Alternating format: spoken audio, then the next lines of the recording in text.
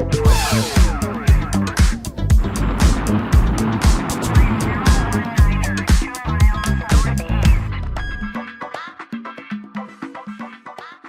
everyone, and welcome to the Space for Everyone online tour. My name is Dr. Maggie, and I'm a space scientist and a science communicator.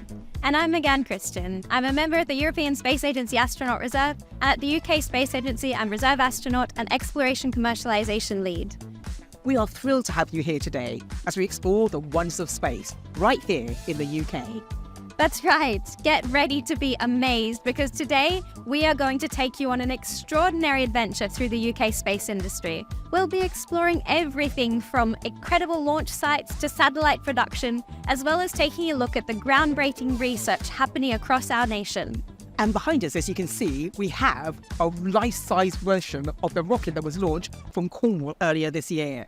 So we'll be doing this and taking a glimpse at the incredible things happening in the UK space sector. We want to let you all know that there's space for everyone in the UK space industry. Whether you're dreaming of becoming a scientist, an entrepreneur, an artist, or simply have been curious about space, this is the place for you. And guess what? You don't need a rocket to reach for the stars because the UK has some fantastic opportunities for young people with all sorts of different talents to get involved in the space industry. Today, we'll be telling you about the UK's plans and ambitions, the importance of space for our everyday lives, and careers that you didn't realise existed in space. Join us on this unforgettable journey and let's show everyone that the sky is no longer the limit. Let's reach for the stars together. Now, before we move on to our interviews, let's talk about this impressive rocket behind us. Now, Meganne, can you talk us through the different stages and what they all do? So as you can see, we are here with a 72-foot replica of Launcher 1, a horizontal rocket that was the first ever to be launched from UK soil. But how does horizontal launch work, and how do we get all those important satellites into space? Step 1. Horizontal rockets launch from the aeroplane, which usually take off from a specially built air and spaceport. Step 2 is rocket deployment. High up in the sky at around 35,000 feet, the chief pilot presses the big red button. Now this button sets the rocket free from its perch on the wing of the plane. And we get to step 3, first stage burn. As the rocket falls for 4 seconds, a super powerful engine named Newton 3 ignites. It zooms the rocket to over 8,000 miles per hour, way faster than any car. Once the fuel runs out, the first stage says goodbye. And we get to step 4, fairing separation. Up high, about 310 to 745 miles above the Earth, the rocket's top cover pops open, and this lets the payload, which is the cargo on board the rocket, like a precious treasure, see space as it gets closer to its goal. Step 5 is satellite deployment. At just the right moment, the second stage gently pushes the satellite into its new home, way up in space. And finally, step 6 is the return to Earth. When its job is done, the second stage slowly comes back down. The air in the sky gently slows it down until it burns up like a shooting star, leaving no mess behind. So there you have it, the fantastic journey of the horizontal launch. We're thrilled to have Sophia Mitchell, Communications Lead at the UK Space Agency with us. Sophia, thank you so much for joining us. Now, can you tell us, what is the UK Space Agency and how does it interact with industry? Well, the UK Space Agency plays a major role in delivering the government's national space strategy, which sets out our ambition to make the UK one of the most innovative and ambitious space economies in the world. And I suppose that's really important because it's a wide range of people all coming together under the umbrella of the UK Space Agency. Absolutely. It's a whole range of people from all different backgrounds and skill sets who we need to make this happen. Yeah, so I mean, it really is all about collaborations and partnerships. So can you tell us about the kind of partnerships that the UK Space Agency has? Sure. The UK Space Agency collaborates with a number of organisations and space agencies around the world, as well as across the UK. For example, we work very closely with ESA, the European Space Agency, on a number of programmes, including the Artemis Moon programme, as well as the UK-built Mars rover, which is going to explore the surface of the planet. Sophia, I was down in Cornwall, at Spaceport Cornwall, when a rocket like this was launched into space. I was incredibly excited. But what is the future launch capabilities for the UK? Well, as you will know, establishing launch capabilities in the UK is already bringing new jobs and opportunities to people right across the country.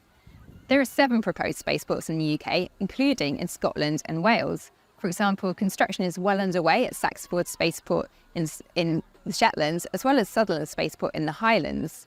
These facilities will enable vertical launches to take place in the coming year. It is an exciting time. And if that was anything to go by, I think lots of excitement in the future. Definitely lots more exciting things to come.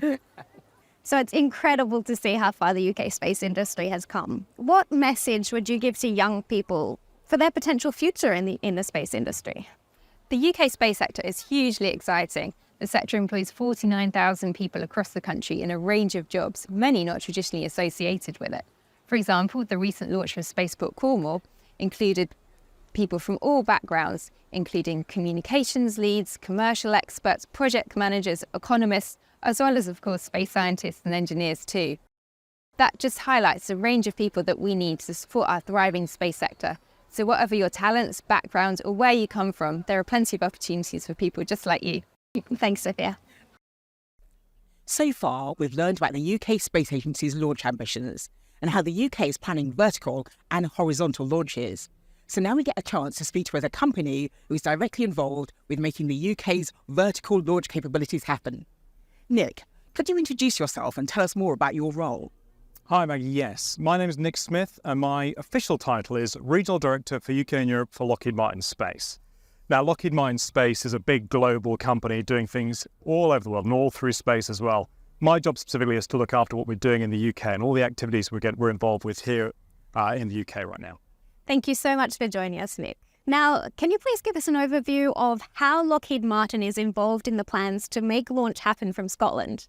Yeah, be delighted to, Meganne, because we've been involved in this from 2017, 2018, right when we started announcing the aspirations for bringing launch to the UK. In the early stages of that, we started trying to find the right partners to work with, and we're now working with ABL Space Systems and the Saxford Spaceport, try and bring those partners together, work with them to create the first vertical orbital launch from the UK. Oh, that is so exciting to hear what's coming up. Nick, can you tell us what's involved in launching a rocket and how complicated is it? I'll do my best. Thankfully, I have lots of really clever people doing this, but I'll talk you through it as best I can. So clearly, we're working with ABL Space Systems, an amazing American company who are doing some really exciting new things with small launch vehicles.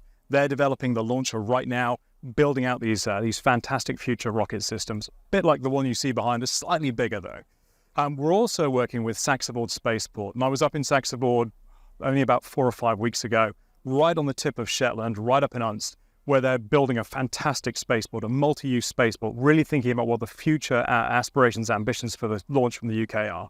So when they're complete, what we'll then do is we'll ship the rocket over, bring it across to Shetland, right up at the top there. They'll bring the crews over and they'll start integrating the rocket together. We'll also start getting the small payloads, the satellites that are going to fly on that. We'll start preparing those for launch. And then finally, we'll bring it all together, right up in the Saxford Spaceport, build it up. And then this will be a few months out, we'll start doing that work. And then as we get close to the launch, you'll start seeing the launch of the rocket go up, ready for launch. And then we'll get into the final few hours and the countdown. And then that's when everyone really should start thinking about getting their way up to Shetland to go and watch this happen, see that launch. Then we'll see the launch. And then actually, once those satellites are in orbit, that's probably when the hard work starts for those people who are launching. But yeah, so it's a few more months yet, but lots of complex different activities. Establishing launch capabilities in the UK is bringing new jobs and investment across the UK and around spaceport communities, as well as inspiring a new generation of space enthusiasts and space professionals. Now, can you explain the diverse range of job opportunities that are available at Lockheed Martin? Yeah, and I think sometimes people get a little bit intimidated by space, and you think that space is, it's all about astrophysics, and it's all about, the people doing everything to do with orbits and everything. But the reality is we need everyone working in the space sector. So working in my team right now, I have people who are focused on just project management, making sure those different bits come together, and they're looking at this as a whole and trying to make those things all happen. We have people who are focused on quality, making sure that all the different parts of the testing, which is fundamental to space, all those things get done. We then also have communicators who are out there telling the story and making sure that we inspire people and make sure people understand what the benefits that will come from this. But then, of course, we have a lot of people who are doing engineering work. There's sort of the everything related to maths, engineering, physics. There's a lot of those, but specifically around software. So much is now a software base as well. A lot of software engineers. So we're seeing all that. But what I would say as well is it's not, of course, just about launch. What we're also seeing is, and I think, Maggie, you said it when we said, we're going to be able to do everything right from building satellites through to launching satellites to operating satellites and bring that data down in the future. So all of that will be opened up to people as a sector for people to get involved with in the future. It's a really exciting time. Did you know that Highlands and Islands Enterprise anticipates Space Hub Sutherland will create around 44 jobs on site at Mellness, rising to 613 in the Highlands and Islands region? And Saxavord Spaceport anticipate that the total impact from the operation of the proposed development will create 255 jobs in Scotland, including 139 in Unst. Spaceport Cornwall anticipate the project will deliver 150 direct jobs and 250 indirect jobs by 2030.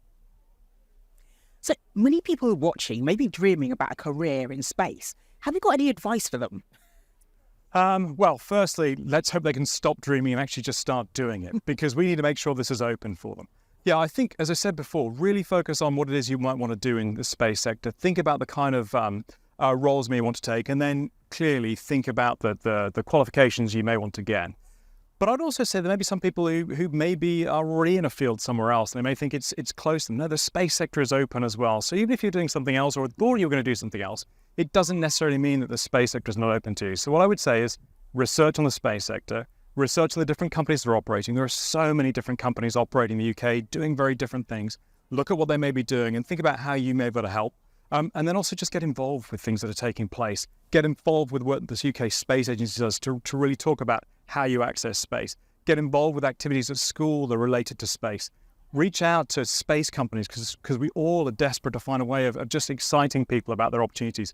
Reach out and have a conversation. If you're a little bit later in your education, come and join some of the networks. There are so many great networks out there that are set up to try and help you understand how to navigate the opportunities in space. So the bottom line is get out there and engage and stop dreaming. Just become part of the sector. Thank you so much, Nick. Wonderful insights. Thank you.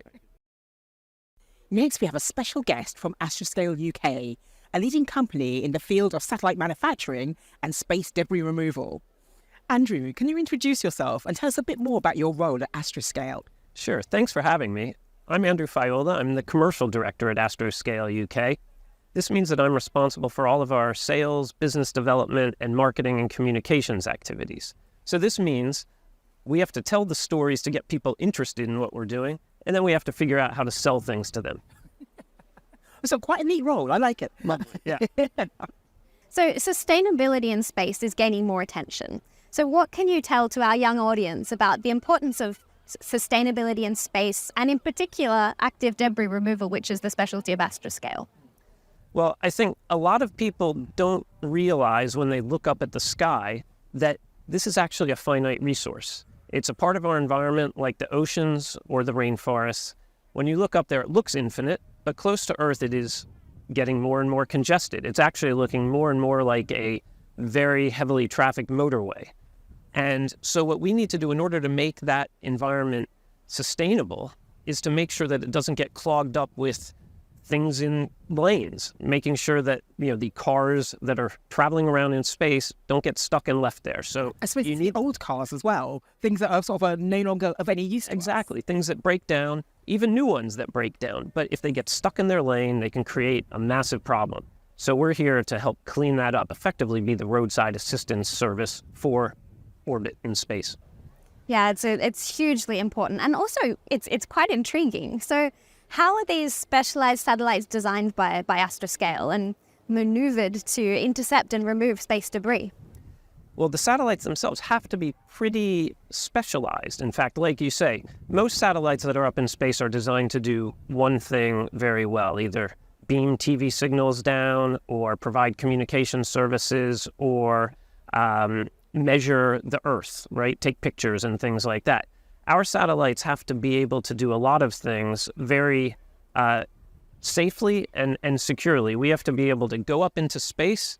With our spacecraft, we need to be able to fly to a broken down spacecraft that doesn't have any ability to maneuver on itself. We have to do that very safely. We don't want to create more debris.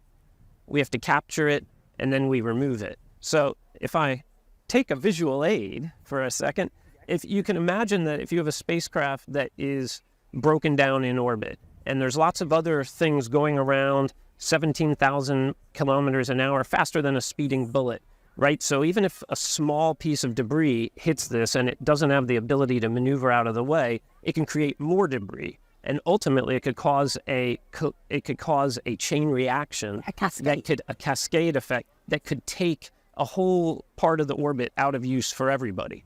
So what we do is we figure out how to fly our little spacecraft around and around and around and around and get closer and closer and closer until we can dock with the spacecraft.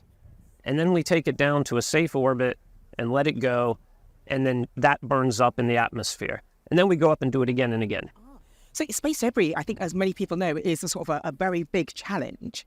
But if a kid is sort of watching this and they want to work at somewhere like Astroscale in the future, how should they go about that? What should they do?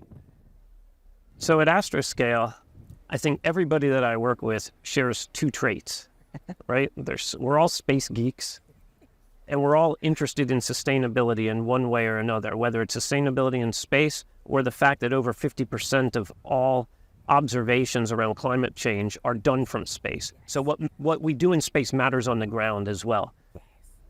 Aside from that, you can do almost anything as long as you know that these types of jobs are out there. Yes, this is the space industry, and STEM type classes and degrees are super important. We need all kinds of engineers studying engineering, maths, physics, computer science. Of course, we need those. But as long as you're interested in space, right, we need people who like marketing. We need people who are interested in the law. We need people who are interested in human resources. So it's not about having to be an engineer. Of course, there's lots of engineering positions, but it's about really having a passion for what we're doing, and there's all kinds of jobs to be had. Thank you so much. It's been lovely to speak to you. Yeah, fascinating. Pleasure. And good luck with the future missions. Thank you very much. In the next segment of our Space for Everyone online tour, we're delving into the fascinating world of arts and space technology. Hi, Kate. Thank you so much for joining us. Now, could you introduce yourself, tell us a bit more about your role, and also tell us how you got into the industry? So I'm a materials and assembly technician at Oxford Space Systems, and I work with our knitting technician on our very special metal mesh. You said knitting in the space industry? Yeah, so basically knitting is just the interlocking of yarns, and you can actually make these metal meshes if you use the right materials. So we use gold-plated tungsten, and yeah, we actually have a fashion knitting machine, and so we make our mesh with that, and then we actually use our textiles kind of sewing and skills to make the whole mesh, and then we will attach it to the antenna. So how did you get involved in that? So at university I did my textile degree, but I specialised in woven textiles, so it's quite interesting for me to have that experience with weaving and now with knitting. So would you have ever expected your textile skills to be used in the space industry? No, I became more interested in technical textiles as I came to the end of my degree. And the way I got the job at OSS is actually I was looking for roles in technical textiles, but it was quite hard to research into, trying to find something in this industry, because it's actually textiles is very, very versatile and can be used for lots of different things. So, yeah, and then amazingly, I was reached out to by a recruiter from the space industry, and they presented the job role to me. And as I researched more into it, I realised how applicable my skills are to this sector. So it was really, I got super excited, looking into the company and seeing all the amazing work they do. It's really innovative and amazing stuff. And I suppose, yes, because it's not something you ever thought of, but yes, the space industry reached out to you. And I guess that's the challenge. You have skills that are applicable to the space industry, but you might not know it. Yeah, it was really amazing. I mean, it seemed very strange at first, to be honest, but then actually when I started working at the company and seeing how the knitting works and the kind of materials we were working with, it was kind of like being back in the studio. Now in the space industry. Yes. So do you know of any other examples of sort of things like this, where sort of textiles or sort of artistic works are used in the space industry? Yeah, so Oxford Space Systems' mission is to become the global leader in deployable antennas. And the reason why they need to be deployable is because when they're put in the rocket, there's obviously not very much space. So we need to be able to stow and deploy them in space. And these are the kind of prototype models that we worked on. Yeah. And yeah, this one's called the helical, and you can see that it's... Can I make it? I just can't resist. Yeah.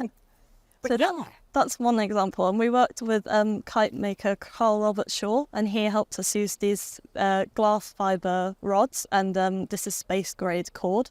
So yeah, you can see it's kind of like a little sculpture, if you will. Yes. And then there's... When it's stowed, it's so much smaller, which is Yes. what we need.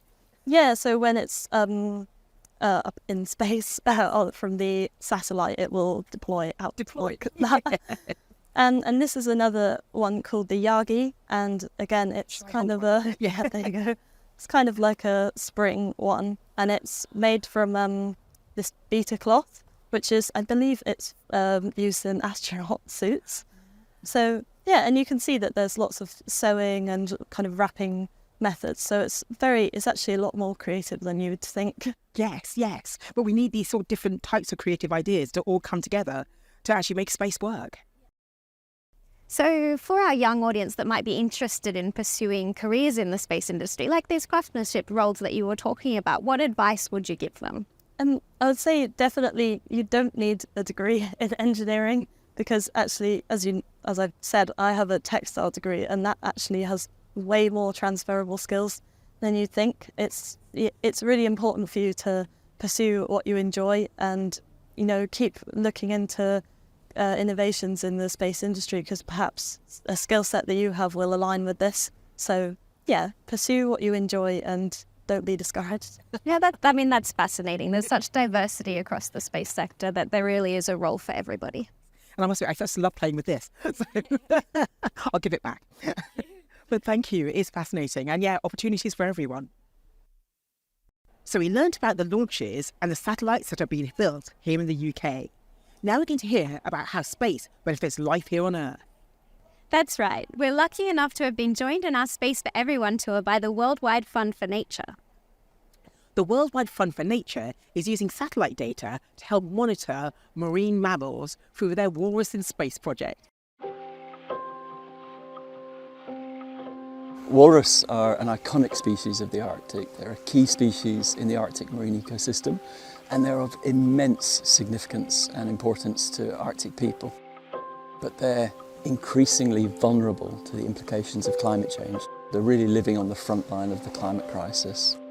That's why we decided to launch the Walrus from Space project. What we're trying to do is to better understand walrus, how they're responding to the climate crisis now, and how they might respond in a climate-altered future.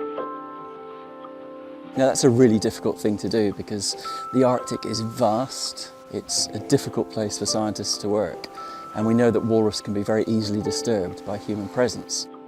That's why we've teamed up with a satellite imagery provider. We can cover a vast scope of hundreds of places where walrus haul out across the Arctic. We can capture them through imagery from space. One of the biggest advantages of this project is that it's completely uninvasive to the walrus themselves.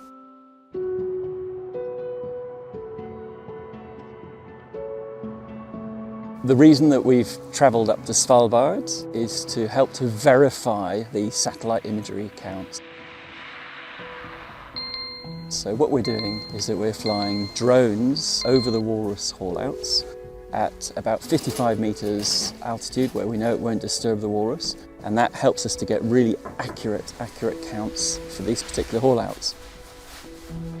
We can then compare that to the counts from the satellite imagery, and that helps us to calibrate the counts and therefore make it more accurate for the population estimate. It's the hardest thing of the day is getting into these suits. On the first day that we came out in the boats, it was a beautiful sunny day, and that's important because it meant that the satellite images were absolutely fantastic, crystal clear. When we got here, we were able to do 2 successful drone flights and get really accurate imagery of the site. During this expedition in Svalbard, my role is to fly the UAV or the drones. With satellite technology, we see that we're able to go to places with all these remote species like walrus. Satellite images can give us that every summer, every year. It's quite powerful. Getting yearly data set is what's really important to then understand the trends, especially when the environment is changing. We've had an absolutely amazing, successful trip. It's just been phenomenal. It's been off the scale. The timing of the satellite imagery coincided absolutely perfectly with the time that we were here. And in fact, we could see ourselves and our boat in the satellite imagery. We have this perfect calibration and verification of these images, which is just going to be great for the project and will really help to advance the project into the future. After 2 years of looking at them in satellite imagery, seeing the walrus for the first time, yeah, that was pretty exciting. I just didn't want to leave. I just wanted to stay with them all day.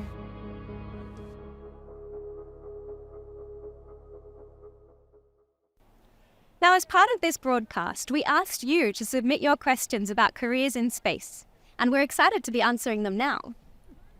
Our first question comes from Anita Paris via Facebook. Anita's daughter is currently doing her GCSEs and is curious about looking at roles in the private sector. How can she aim for these opportunities? Yeah, great question, Anita. It's fantastic that your daughter is interested in the private sector's role in space.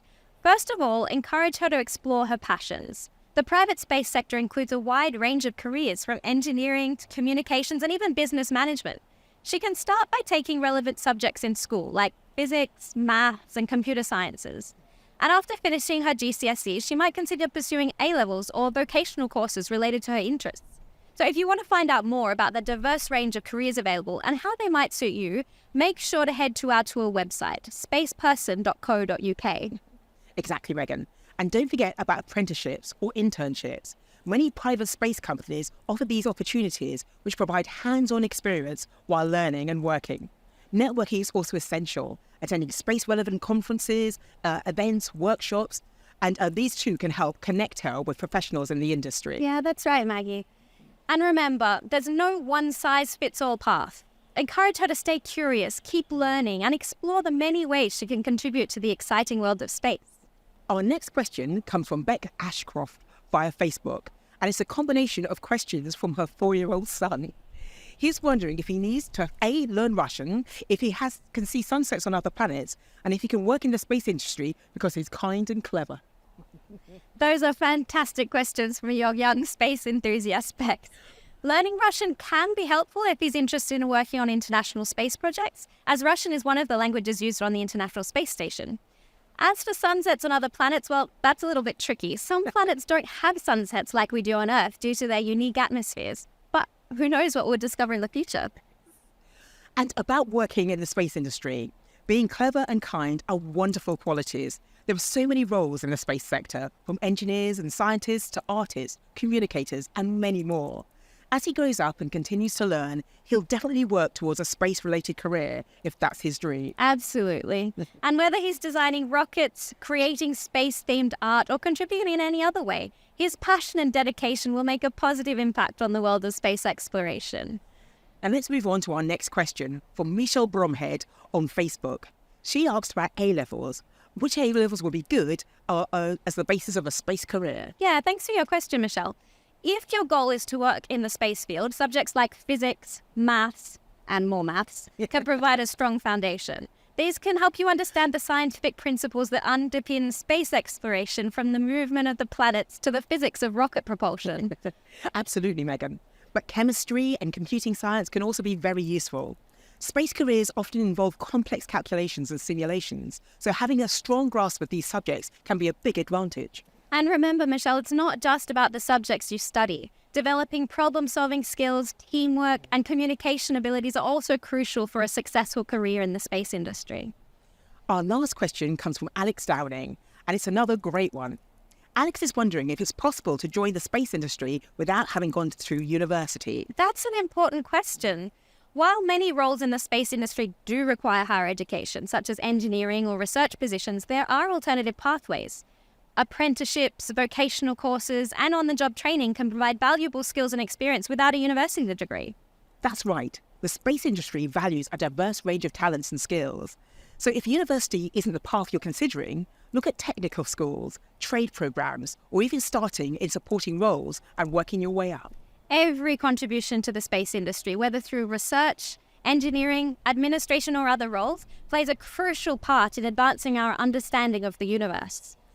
And that wraps up the Q&A session. Thank you for all your amazing questions. Remember, no matter what your background or interest or age, there's a place for everyone in the exciting world of space, right here in the UK. Now we've reached the end of the UK Space Agency's extraordinary Space for Everyone online tour. We hope you've had as much fun exploring the scope and size of the UK space industry as we have. Absolutely. We've covered so many exciting topics, from the UK Space Agency's ambitions to the fascinating world of small satellite manufacturing, and even how art-space subjects play a crucial role in space technology. We hope you've learned something new and inspiring today. But guess what? The journey doesn't end here. That's right. For all of you young space enthusiasts watching, there's a whole universe of knowledge waiting for you on spaceperson.co.uk. Spaceperson.co.uk is your one-stop destination for incredible online resources, specially curated for young people.